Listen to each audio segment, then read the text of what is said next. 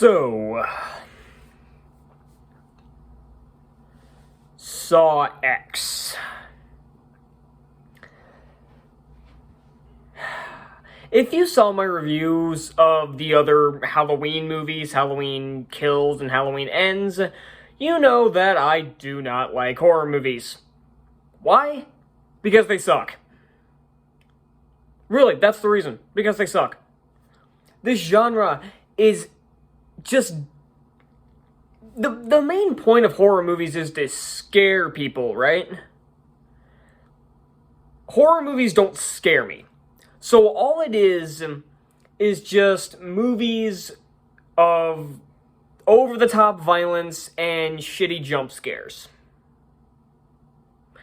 That's what horror movies are nowadays. Now, I'm sure they were better back in the 80s and 90s. There are some horror movies I like. The Shining comes to mind, which was...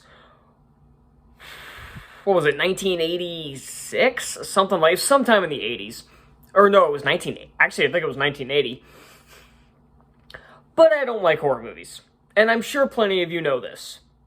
But I had somebody passionately ask me to tear this movie apart. So that's exactly what I'm gonna do. Because I don't enjoy myself at movies like this. I don't. So, this is the 10th movie in this franchise, doing the X instead of 10, much like Fast and the Furious did back in May.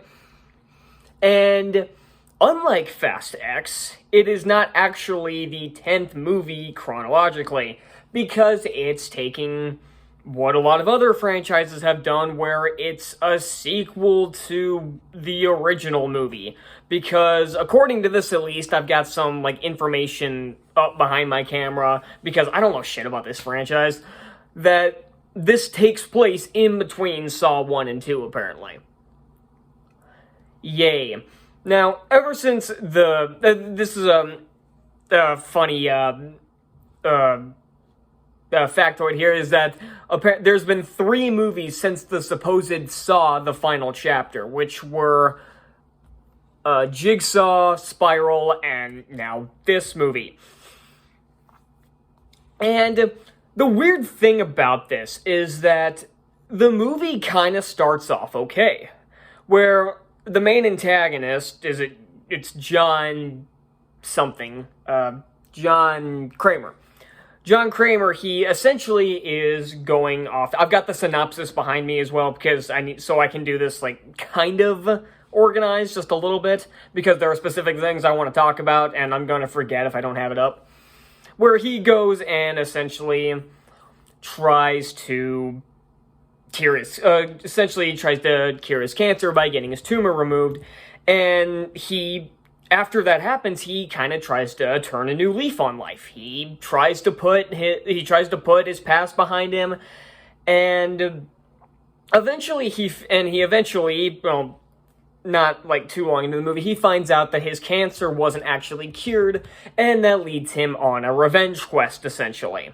So this is yet another franchise that's trying to take the antagonist of the first movie and make them the hero. Here's the problem with that. You're still asking us to root for a serial killer. This is a problem that a lot of movies like this kind of fall into. What was that other movie? Was it Don't Breathe 2 or something? It was something like that. Where they did essentially the same thing, where they tried to make you root for the antagonist of the last movie by surrounding them by just a bunch of colossal assholes. So basically, we're watching one asshole kill a bunch of other assholes, and why? And there's also some points where I guess I guess there are moments that I would have to have seen the other movies to understand, because at some point, there's some, somebody kills a few people with some, pig mask, and the person takes the mask off, and I had no idea who this was. And so I looked it up, and apparently her name is Amanda Young, who was apparently his, protege.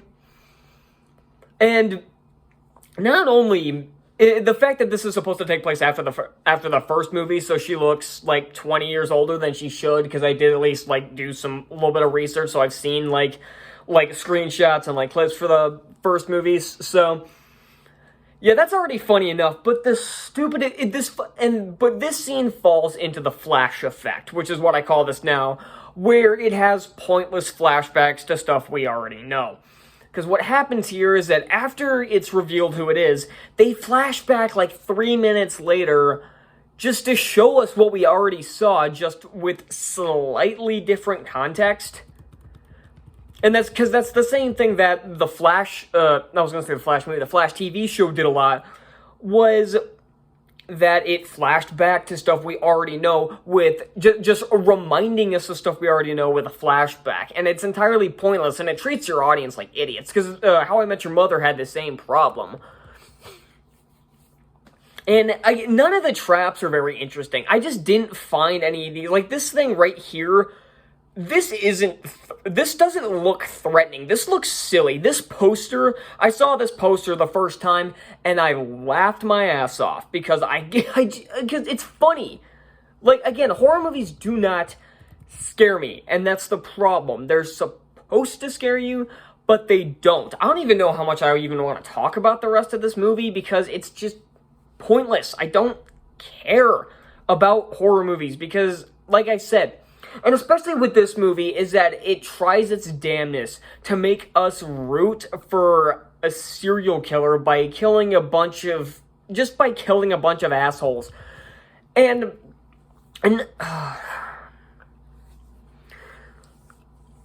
oh, this, like, melting my brain. So, maybe I should just be done. Yeah, I think I'm just gonna be done talking about this. I just thought I'd give brief thoughts on this movie. I hated it. Don't bother with this. It's telling that this is probably the shortest video I've done in about 2 years, because it was a boring, miserable experience from start to finish. I'm done talking about this movie. I'll see you all next time. Bye.